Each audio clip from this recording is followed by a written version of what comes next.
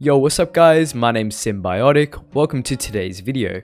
In this video, I'll be showing you the best linear settings in Fortnite for controller. And yes, this is a controller guide for all you players on Xbox and PS4. This video will straight up give you the best settings one by one, and I'll also discuss a bit of linear and exponential look input curve theory. Jeez, that's a mouthful.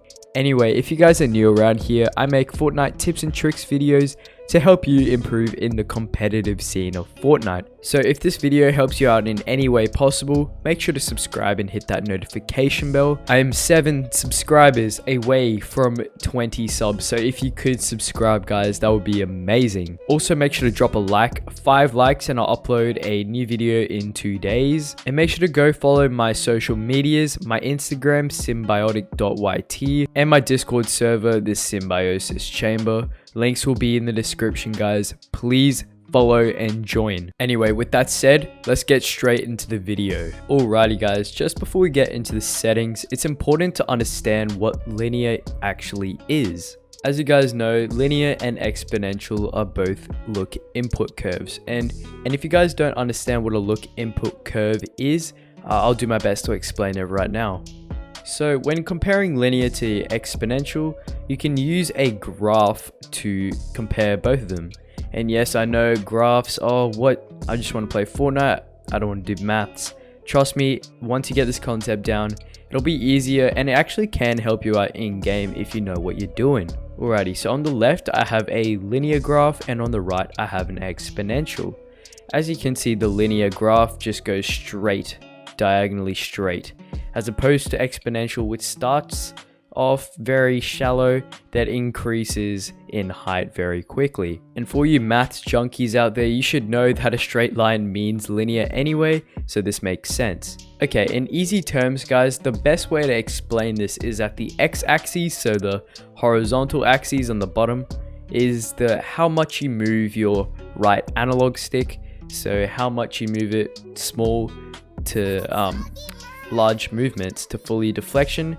And then the y-axis is the vertical axis, and what that's telling us is the actual speed your character is going to move or look at. With linear guys, it's just a straight increase. There's no slowing to speed up, or there's no speeding up to slow down. It's just a full linear straight. There's nothing else stopping it. And what this means is when you move your right thumbstick, even the smallest movement will just instantly speed it up to the linear speed, as opposed to exponential, where the smaller movements you make with your thumbstick, the less speed you're going to get, because according to this graph, it's telling us that, okay, the small part, the very shallow parts, the less you move your thumbstick, the less speed you're going to get. However, when your thumbstick is fully deflected all the way to the edge, the speed of your player is going to be insanely through the roof. Well, not in, but that's an exaggeration, don't think otherwise. I hope you just understand this concept. So that took a long time to get through, but I hope these settings can help you, and I'll just quickly do them because I don't want to waste any more of your time. Alrighty guys, so coming in at the sensitivity, you want to obviously use advanced options. If you're not, what are you doing with your life? No homo. Build mode sensitivity, I've chucked that on 2.1, edit on 2.1 as well. Go test this out. If you don't like it, if it's too fast for you, crank it down. If it's too slow, crank it up. I had to crank it down, then crank it back up. Just go through creative and start doing some edit courses. Advanced look sensitivity, horizontal, put it on 45 and vertical on 44. These two speeds, these look speeds are very solid in tracking at multiple ranges. So it's very versatile to just look around and, you know, react to different things happening around you. So this look sensitivity is really good. You can copy this if you want, but it's very, very solid. Moving on to our aim down sights, we got our horizontal and look speed. Horizontal is 0.1, no, just 1% more than vertical. The reason for this is that I feel like, you know, there's more situations that I've gotten through where I need to track people that are running left to right rather than jumping up and down or flying in the air. So horizontal, you can crank that up to 11 and 10. You can put that on 9 and 10 if you want, or 10 and 10. Doesn't really matter, it's just what's worked well for me, so you can take that with a grain of salt. But yeah guys, once again, test it out in creative if you need to, play a few team rumble matches, but yeah, make sure to do that and adjust your aim as needed. Alrighty guys, so in the controller dead zones, both of them are at 9%. The reason for this is that it's the lowest possible value I can get it to without experiencing controller drift. And if you guys don't know what controller drift is, it's when you move without you actually putting in input in your controller.